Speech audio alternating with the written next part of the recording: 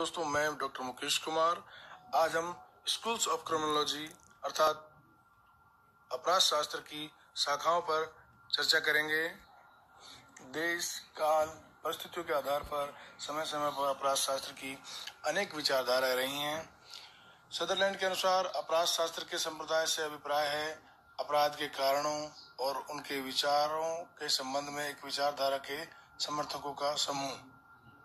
अपराध तथा आपराधिकता के बारे में विभिन्न संप्रदायों या विचारधाराओं से आशय ऐसे एकमत विचारों के समूह से है जो अपराध के कारण और निवारण के संबंध में समान विचार रखते हैं।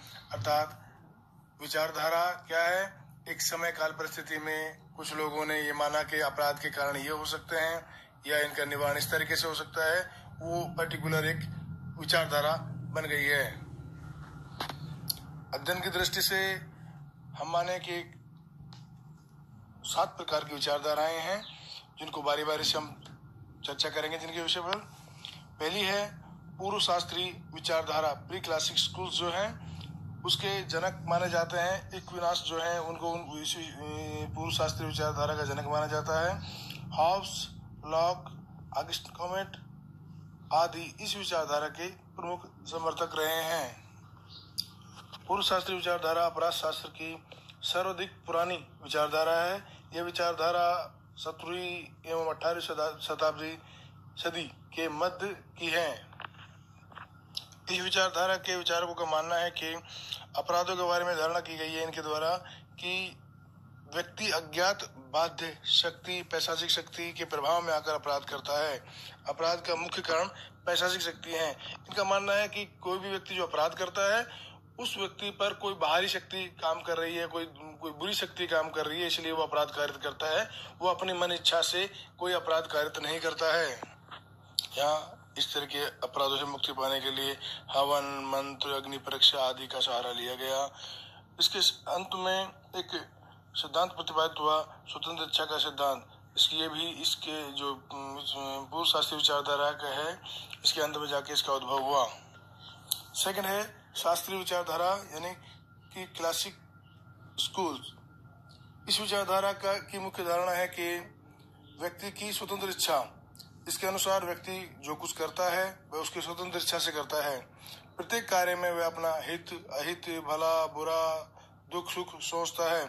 जो कार्य उसे अपने लिए अच्छा लगता है उसे करता है, चाहे वो अपराध हो या उसका किसी भी तरह का कोई परिणाम हो। अर्थात जिस कार्य को करने से उसे अधिक सुख मिलता है तो उसी को करता है, चाहे वह अपराधी क्यों न हो। बकारिया इस विचारधारा के जनक माने जाते हैं। ब्लैकस्टोन, बेंथम, रोमिल आदि इस विचारधारा के प्रमुख समर्थक रहे हैं।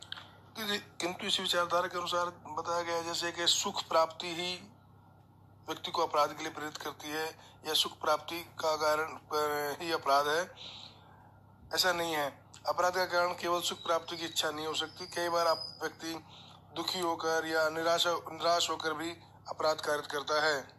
इस विचारधारा के कुछ महत्वपूर्ण योगदान रहे हैं क्रिमिनोलॉजी के लिए, जैसे अपराधियों को सुधार करने के लिए कुछ नई अवधारणाएं क्लासिक स्कूल्स में जानी गई, जैसे परिवीक्षा, भर्त्सना, पैरोल आदि। वर्तमान समय में जो अपराधियों को सुधार करने के लिए मुख्य विचारधाराएं हैं वो उनका उद्भव भी शास्त्रीय विचारधारा के अंतर्गत माना गया है। ये अपराध विधि के लिए शास्त्रीय विचारधारा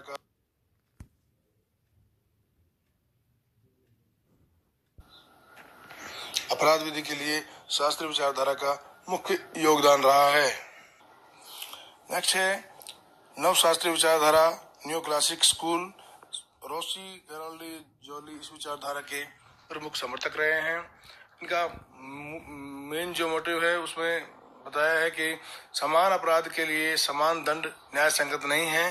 दंड अपराधी की आयु, चरित्र, मानसिक दशा आदि के अनुसार होना चाहिए। दूसरी बात लिखी है इन्होंने कि अपराधियों को सुधारने का अवसर भी प्रदान किया जाना चाहिए।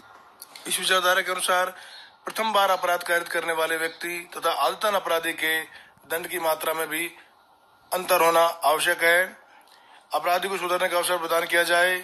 कानून में जैसे परिवीक्षा, भर्त्सना, पैरोल आदि की समुचित व्यवस्था किया जाना अनिवार्य है। दंड देते समय उन सभी परिस्थितियों पर ध्यान दिया जाना चाहिए जिनके कारण अपराध किया गया था। वर्तमान समय में ये सारी चीजें जो नवशास्त्रीय विचारधारा में बताई गई हैं, इन सभी विचारधाराओं को या जो इन्होंने कुछ तथ्य सामने रखे अपराध शास्त्र के बारे में, उनको हमारे द्वारा एक स्वीकार किया गया है। वर्तमान आपराधिक व्यवस्था में, न्याय व्यवस्था में इनका उपयोग किया जाता रहा है। नेक्स्ट है प्रारूपवादी विचारधारा।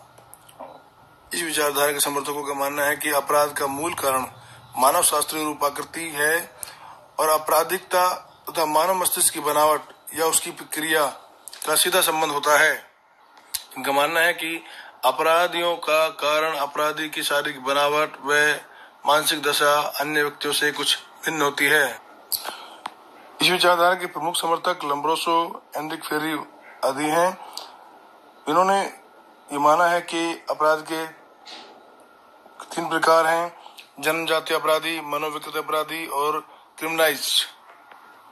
लम्ब्रोस मानते हैं कि अपराधी जो है उसकी शारीरिक प्रकृति, उसकी भाव भाव, उसकी शरीर की बनावट, जैसे खोपड़ी का गुंबद होना, जबड़े नीचे की ओर लंबा बड़ा होना, कान लंबे मोटे सपाट होना, ये कुछ अलग तरह की व्यवस्थाएं, अलग तरह की बनावट बताई है। लम्ब्रोसो मानते हैं कि जो व्यक्ति अपराध कारित करता है या घोर अपराधी होता है, उस व्यक्ति की शारीरिक बनावट आम व्यक्ति से भिन्न होती है। तो वर्तमान परिप्रेक्ष्य में हम इस विचारधारा को पूर्णतः स्वीकार नहीं कर सकते, क्योंकि ये माना जाना कि कोई व्यक्ति शारीरिक बनावट कुछ अलग होने के कारण अपराधी है या अपराधियों की शारीरिक बनावट कुछ अलग होती है, ये सामान्यतः हम नहीं माने जा सकते। नेक्स्ट है समाजशास्त्री विचारधारा। सोशियोलॉजिकल जो स्कूल है वो उनके प्रमुख समर्थक हैं मार्क्स, एंजिल, बोगर।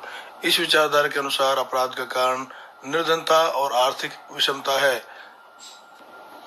इनका मानना है कि जब अमीर एवं निर्धन के बीच की खाई गहरी हो जाती है और बेकारी और बेरोजगारी विकराल रूप धारण कर लेती है, तब वर्ग संघर्ष जन्म लेता है और व्यक्ति अपराध कारित करने की प्रवृत्ति उत्पन्न हो जाती है। अर्थात अपराध के प्रमुख कारण सामाजिक विषमता, सामाजिक विघटन, आर्थिक विषमता, बेकारी, बेरोजगारी, सामाजिक परिवर्तन आदि है। नेक्स्ट है वातावरणीय विचारधारा। इसके प्रमुख समर्थक है मॉन्टेस्क्यू, हेवरी, एडोल्फ। इनका मानना है कि जो समाज का या प्रकृति का जो आसपास का जो वातावरण है वो भी अपराध किए जाने या न किए जाने के संबंध में कारण हो सकता है। इनका मानना है कि जैसे अनुकूल सामाजिक वातावरण में अपराध कम होते हैं, जबकि प्रतिकूल, किसी व्यक्ति के प्रतिकूल अगर सामाजिक वातावरण हो तो अपराध की अपेक्षा ज्यादा हो जाती है। गर्मियों में व्यक्ति शरीर के विरुद्ध और सर्दियों के में संपत्ति के विरुद्ध अपराध अधिक मात्रा में होता है। अधिक जनसंख्या भीड़ भरे क्षेत्रों में अपराध अधिक होता है।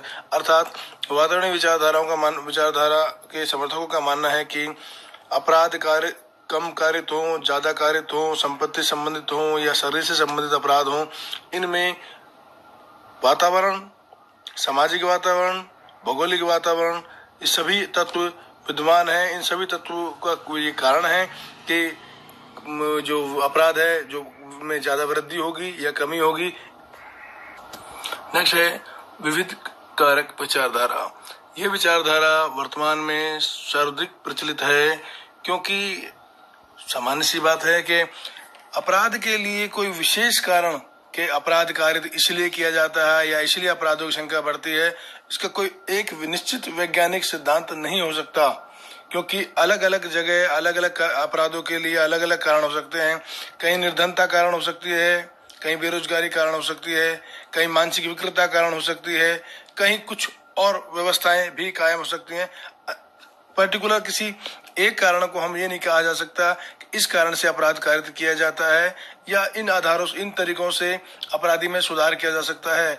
अर्थात विविध कारण जो हैं, अलग अलग कारण हो सकते हैं कि अपराध किस लिए, विविध कारण जो हैं, अलग अलग कारण हो सकते हैं कि अपराध किस लिए कारित किए जाते हैं। तो अन्य विचारधाराओं के तहत ये माना गया कि किसी ने क्या माना, किसी के कारणों को, अलग अलग कारण सबने माने कि अपराध इन कारणों से किया जाता है या उन कारणों से किया जाता है, लेकिन सामान्य से बात है कि आज के वर्तमान परिप्रेक्ष्य में हम माने कि अपराध के लिए कोई निश्चित निर्धारित कारण नहीं है। अपराध किस लिए किया जाता है उसका पर्टिकुलर हर व्यक्ति विशेष का अपराध किए जाने का कारण भिन्न है कि किस व्यक्ति ने किसी व्यक्ति ने संपत्ति चोरी की, उसका हो सकता है उसको उसकी आवश्यकता हो, उसकी निर्धनता हो, वो बेरोजगार व्यक्ति हो या कोई मानसिक रूप से विकृत व्यक्ति हो, उसको चोरी करने में कुछ अलग अनुभव प्राप्त होता हो। तो ऐसी स्थिति में यह नहीं माना जा सकता कि एक ही तरह का अपराध किसी व्यक्ति द्वारा या किसी अपराधी द्वारा एक ही कारण से किया गया हो।